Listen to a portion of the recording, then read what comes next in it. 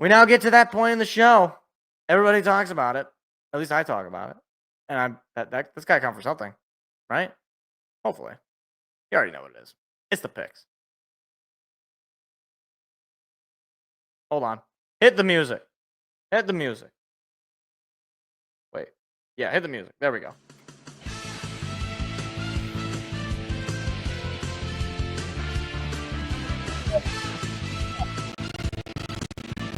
On the year, I am 1 game ahead, I believe, of Seth.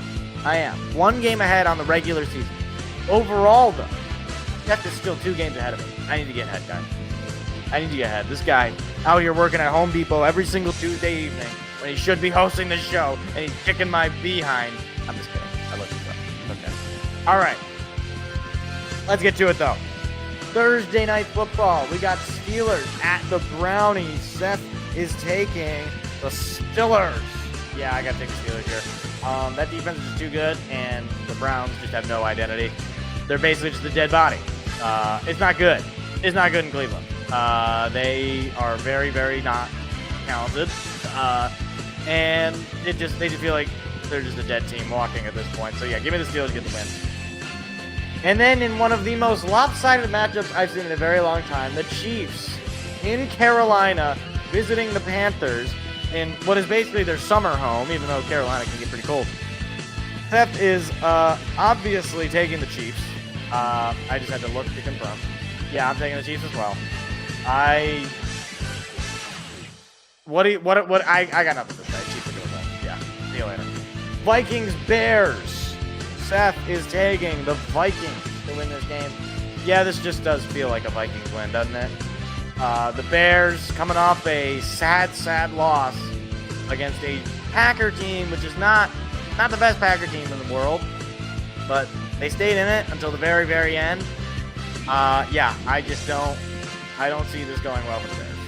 I'm gonna have to stick with Sam Darnold, who proving a lot of people wrong, myself included. He's managed to stick with it. Granted, he's had some stinkers of games there, but he's managed to get the win. So give me the Vikings over the Bears. Why not? Because the Bears suck. That's fine. Titans at the Texans. Seth is taking the Texans. Yeah, got to take the home dogs here. Or home dogs? I don't know if they're dogs. The Titans are terrible. They're fighting for that number 1 overall pick. They're shit because they have no quarterback. Will Levis is not that guy. I've basically forgotten about the Titans to the point where I just instinctively pick against them. They were very similar to the Panthers last year, where they're just so forgettable that I just ignore them. So yeah, give me the Texans, get the win.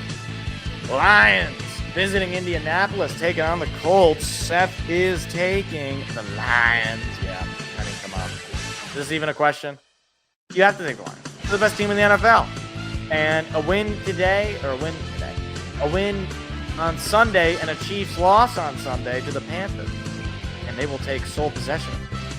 So, go Panthers, go. As far as I'm concerned. Not that matters. All that matters is that it's a game. Either way, Lions are too good. I know you lose Alex Anzalone, which is obviously a hurt to your defense. I don't think it's going to matter because Anthony Richardson is butt.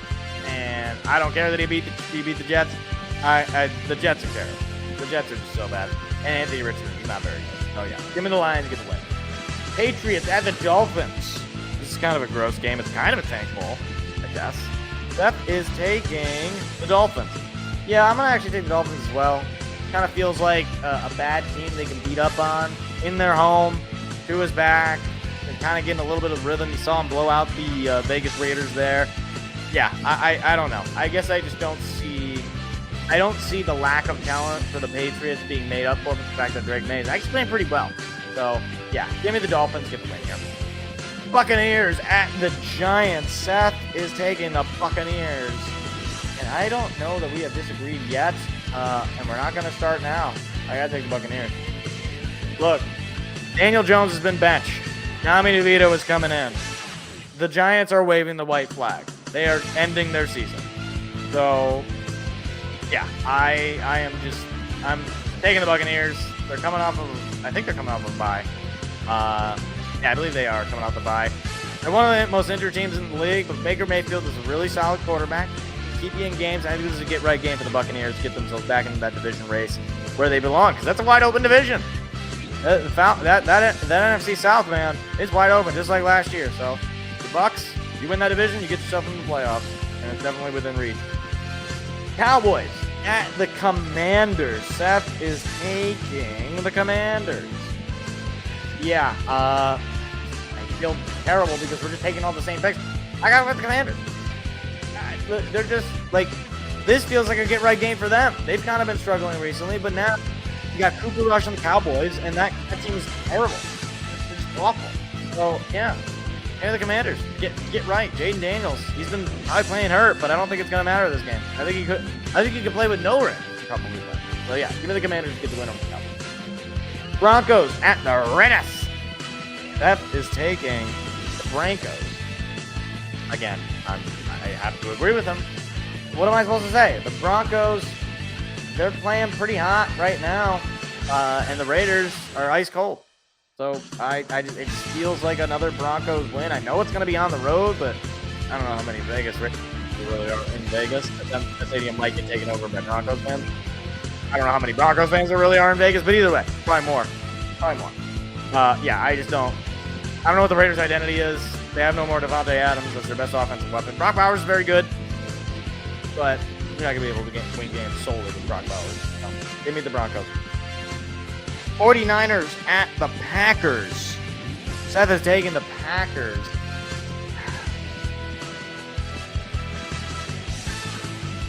All right, fine. I'll take the Packers too. I don't, like, there's too many injuries for the 49ers. They've blown far too many winnable games this year. I got to take the Packers. They're getting hot. They just got the win over the division rival Bears. They're fighting for a playoff spot. And the 49ers, they're just slowly dying. With no Nick Bosa, I don't see that pass rush being good enough to be able to put enough pressure on the Packers. So, unless your secondary really comes alive, San Fran, I don't think you're going to be able to have a good time. Give me a pack. Cardinals at the Seahawks. Seth is taking... Hold on. Wait, where is it? Seahawks. Okay. All right, finally, I can disagree with him. All right, finally.